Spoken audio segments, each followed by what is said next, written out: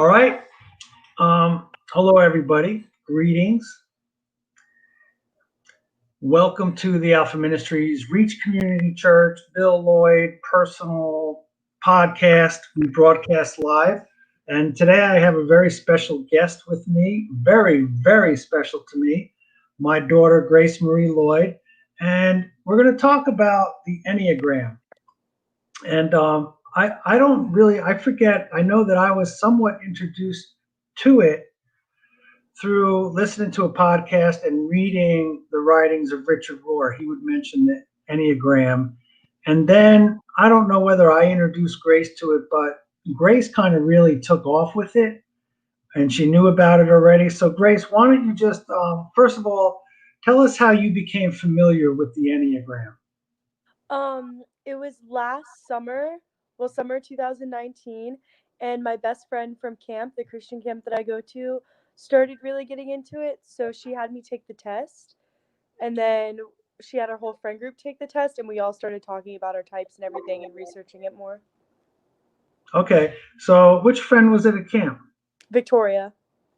Okay, so she knew about it. So I guess it's kind of one of those odd things where we were kind of learning about it at the same time. Yeah. Okay, so why don't you tell everybody real quick, just give them an overview of what the Enneagram is. So it's kind of like a personality test, but not really. I don't like saying that because it sounds too basic. It's kind of the way you're wired as a person and what part of the body of Christ you are. There's 9 types. And so I like to see it as the 9 different parts of the body of Christ. And it kind of shows your core wound as a child from ages 1 to 5 and how that affects the way you live the rest of your life, how it affects what you want most in the world and what you fear most in the world. And it's really cool. All right, so back up for a minute there. So the Enneagram, because a lot of people, they think that like it's a personality quiz or personality assessment. How would it differ from that? One way that it does differ from it is with personality, like test quizzes, they're pretty shallow, but with this, it shows levels of health. So you could be a 2, but a really toxic 2, but you could always go into a like level of health. But when you become a better person, your type doesn't change. You just grow with it, and it grows with you. It's yeah. And then normal personality tests don't really do that. Okay, so you mentioned the core fear, right? And like you said that each type has a core fear. A core fear, a core longing, yeah, and a core desire for their life, and Okay, a childhood wound. okay, and there's 9 what you would call types, right? Yeah. All right, and tell us your type and what and learning. Tell us your type. You're a type 4. Tell us about your type and knowing your type and understanding that has helped you grow spiritually Okay, and personally. so yeah, I'm a type 4. They're called the individualist or the romantic. My biblical comparison is David, King David. Um, our core wound is abandonment. Our core fear is having no personal significance in our life and not being loved for who we truly are. And our core longing is to be unique and special and loved as we are. Um, it's helped me a lot, I feel like, with my walk with Christ because it showed me that, because I've always wished, sorry, I forgot to mention this. Every type 2 has their core sin. Out of the 7 deadly, there's 2 sins the 2 of the types have. Type 5, their sin is withdraw, and type 6, their sin is fear, and those aren't the 7 deadly sins, but everyone else has one of the 7 deadly sins. I'm a 4, so mine is envy. So I've always looked at other people and wanted what they had, wanted the relationship with God they had. I would feel like I wasn't doing what God wanted me to, or being like what I saw as a godly person. But once I started to learn about my type more, I realized that God made me unique for a purpose, and that I had something to give to others that other people wouldn't, and that we all bring something special and unique to the table. And it also helped me kind of understand myself a little bit better, because fours, and I'm sure everybody too, not just type fours, but a big thing is feeling misunderstood. And it really, really helped me feel more understood and helped me understand myself and why I do what I do a lot. Okay. So now I want you to just quickly go over what each type is, and just real brief, you can maybe tell what each of their core things are. Okay, so there's a type 1. That's what you are, Dad, everybody watching. Um, a type 1, they're like Paul from the Bible. They're the reformer, the perfectionist. Their worst fear is being a bad person. Their core sin is anger, because they get like angry at the world and at themselves for not being perfect or good enough. Their root like wound is failure, and what they want to do is be a good person and make the world a better place. A type 2 is the caretaker. I don't really remember the official word for them. They are always looking out for the needs of others, but a big thing with them is they give love to others, hoping that someone will give that love back to them. Their root sin is pride, because they feel that they're kind of above everybody else for like all the good things that they do for others. Their biblical comparison is Mary. I don't remember all the biblical comparisons, but some of them I do. Okay. And they want to feel needed, like they really, really want to feel needed and wanted completely, and their worst fear is not being needed. A type 3 is the achiever and the performer. Their worst fear is being worthless. Their core sin is deceit, but they're like the person just very like magnanimous and charismatic. They can be very motivating. They bring out the best in everybody around them. But they feel that they're only loved for what they do, not for who they are. And their worst fear is being worthless. And what they want most is to achieve. Type 4, we've already been over that.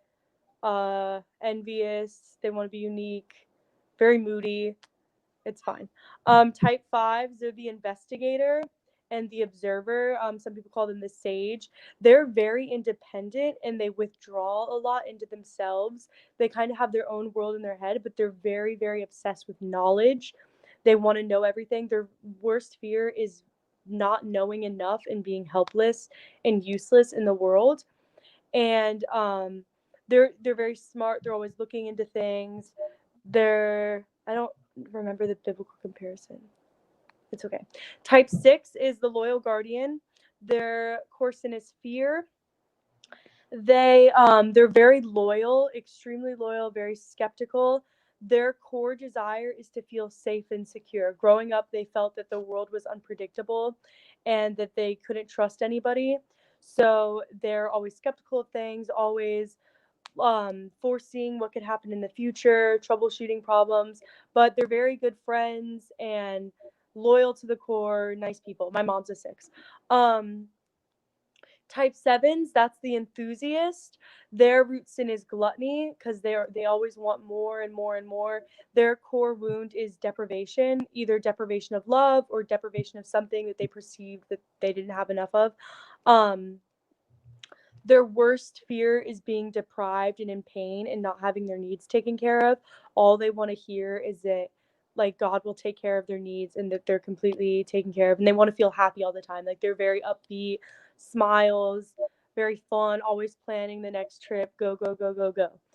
A type 8 is the leader, the protector. They're really intense, can be very opinionated, aggressive sometimes, but they're so fiercely protective. Their root sin is lust, but not in the way that you would really think. Like sometimes it's just like they're just these larger than life people and they want intensity all the time. Their worst fear is being controlled by other people and the people they love being hurt. And their greatest longing is to be protected and to be in control of their own destiny and to protect the people they love. And then lastly, the type 9 is the peacemaker.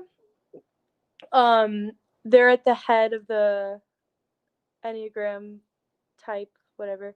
Um, their root sin is laziness, sloth, whatever. Their worst fear is being separated from the people they love and there being disharmony, and their greatest longing is to feel like their presence matters and for there to be peace in their relationships.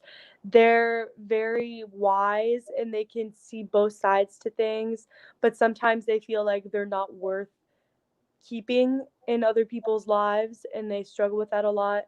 But yeah, that's all 9 types. Okay, so you just gave an awesome overview of all 9 types, Grace, and it always impresses me. Why do you think, just personally, why do you think I mean, you have a passion for this.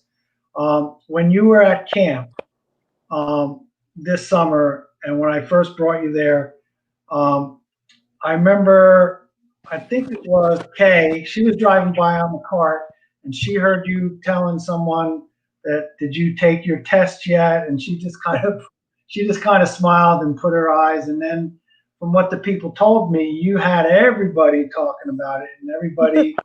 Um, What is your success rate? Because I know that you like to predict people's um, you predict their type before they take it now, and you've been pretty accurate. What do you think? I'm rarely wrong unless I don't know the person. With people that I really know, I've never been wrong. Like with someone I'm really close with. And even with people I'm not super close with, it's pretty easy for me to guess because there's some like defining qualities of each type. All right, and in a bit, when we wrap up, we're gonna direct people to where they could take they could take their Enneagram type. But you and I'm going to tell everybody that I kind of, I guess I'm a 1, but I took it a lot of different times, and I think I had 3 different results, so I'm not really sure that Well, the I'm a test 1. sometimes So sometimes what if that a lot happens of to people somebody? what? What if that happens if someone takes it and they're not sure and they take it again and it's a different number? What would you tell them? At that point, I wouldn't trust the test. I would look into each of the types and read a brief overview and focus on the core longings and the core fears. And Hmm. then when something looks like it would resonate with you, read into it more. Yeah. Now you read Richard Rohr's book, right, on the Enneagram. Yeah, it's really good. And he Yeah, goes into everything, like even like what color represents your type. Like it's very good. right. And I personally, when I learned about the 1, I definitely, the more I think about it, the more I identify it. And I think the reason why I didn't click with it, because I kind of was in denial that that I, like, 1s can easily become resentful, right? So for Yeah. me, my core belief as a Christian is that you should always forgive. So resentment has no place in that. But me, working in recovery too and practicing the 12 steps myself, I knew that, like, back then when I went and did my resentment list, I was in denial about it. And when the person that was my coach going through it, he kind of held my feet to the fire, and I realized that I was full of resentment. So that it does make sense to me, the Yeah. 1. Um, Now, what benefit do you think it is for people to take it and look at it and read up on it? Um, I think because it will show people, I mean, this is kind of, I mean, it showed me this, and I think a lot of people, when they take it, they can see that the thing that they hate most about themselves is also their greatest strength that God just needs to kind of shape. Like, I really don't like about myself that I'm so overly emotional and get so like worked up and trapped by my feelings. But on the other hand of that, like that type 4, it makes me all the more able to sit with people and their emotions, and because I know like what it's like to feel every kind of degree of emotion and like sit with people and be there for them on a way that a lot of other people couldn't. And that it's kind of like that for every type. Like the thing you don't like most about yourself, God will take that and it'll help you be way more compassionate about yourself and realize things, and also towards others, like in relationships you can understand other people more. All right. Now, what about? Do you think that? Um, do you think? Do you think that the four? You're a four. Is it a stereotype to say that all four? Is that me or you? I can hear it. Yeah. I can't hear you.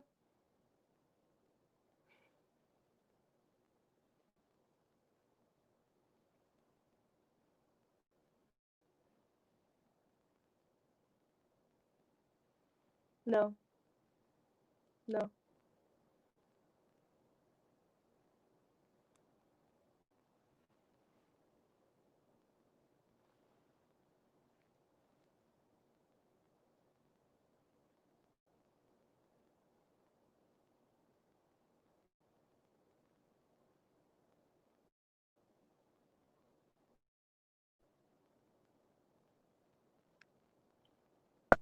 What about now? Can you hear me now? Yeah. You can hear me now. Yeah, but it's so crackly, but I can hear you. Sorry about that technical difficulty. All right. Here's the thing. Would you say? Would you say that it's a stereotype, where it's accurate to say a lot of fours have that artistic temperament and would be involved in theater and the arts? Their their emotions. Fours are really artistic because they feel like their emotions are too deep for words, so they need another outlet to express it. Okay, I got it. So, what would be the stereotype for me? One. Um, well, I feel like you don't really fit this stereotype, but the stereotype with ones is that they're very like clean and perfectionistic and like orderly, but you broke the stereotype, so it's totally fine. Yeah, that doesn't. I mean, I like things a certain way, I guess. I don't know. Can you move your phone or something? I don't know whether. I don't know why we're having that problem. I moved it. Okay. I don't know. I don't know why we're having that crackling all of a sudden. But one of the things that I found with the Enneagram is that I see a lot of people that take it that have this awareness. Now I'm a one, your mom's a six, and you're a four. Okay. And that plays into a lot of our family dynamics because a one is very, I feel like what you might have described is like the way I want my mind to be. The one, I think, sees things very linear, very systematically, and very logical, so that when you're all emotional, I just want to give you logic and figure, like, hey, this is logic, Grace. Why don't you just snap out of it, right? Yeah, yeah, that's actually definitely true. I read because you can read too online when you guys take the test. Whoever's listening, like whoever you're in any sort of relationship with, you can look up the kind of relationship you would have, your two types. And with a one and a four, it says that like when we clash, it's because we're like oil and water. Like we're so different. Like I'll see you as like too like rigid, and then you'll see me as too emotional. But then once we learn to like work together, it's perfect. Yeah, perfect. Yeah, because it's like when I give you information and say, look, here are the facts. You shouldn't feel that way. That doesn't work, does it? No, but it's okay. Yeah. All right. Now I'm going to put on, if people want to go and they want to take the Enneagram, they want to find out their type and find out more about it, they can go to this website, right? Yeah. They can go to that website and they can take the test. And those of you that know us and know Grace, after you take the test, you can go in and maybe message us through Facebook and let us know your type, and we'll find that very interesting. I can't wait to talk about it with you. Yeah, Grace will talk about it at the drop of a hat. All you got to do is contact her. The easiest way is through Facebook Messenger. Grace is on Facebook as Grace Lloyd. If you're watching, you have mine. But drop a line. Let Grace know. Let me know your type, and Grace will answer any questions you have or talk to you about it, because she's a bit of an expert. Yes. And Grace, you're thinking about college and all that, and I think like this passion that you have for it, maybe you'll make a movie about it someday. I know. I think about it like a one-act play. I definitely am going to get certified, because you can get certified in the Enneagram. And I think it'd be ridiculous if I didn't. I'm like obsessed with it. Oh yeah, you can be an Enneagram coach, right? Yeah. There was this one time I was working backstage for a play, and I started talking to a few people about it. And then like a half hour later, my friend came looking for me, and I was backstage reading my Richard Rohr book with like an entire crowd around me circling, asking me to read about their type. Yeah, you have a passion for it that's contagious and enthusiastic, and I really like it. So you never know. But there it is, yourenneagramcoach.com. They have a link to where you can take the test online, right? Mm-hmm. Like I said, if you go and take it and find out your type, let us know, because Grace is extremely interested. Yeah, I'll send you podcasts. Oh, and Sleeping at Last, the band, has a song for each type. Yeah, they do. Very good. And in the song that they wrote for me for the ones were that we have to accept grace. We have to learn to live in the grace of God. Yeah. That's beautiful. Yeah. All right, Grace, I love you. I love you so much. Thank you for coming on and talking with us. Yeah, it's been great, and we'll maybe we'll do a follow-up with some of the people after we find out their types. All right. I love you. Bye.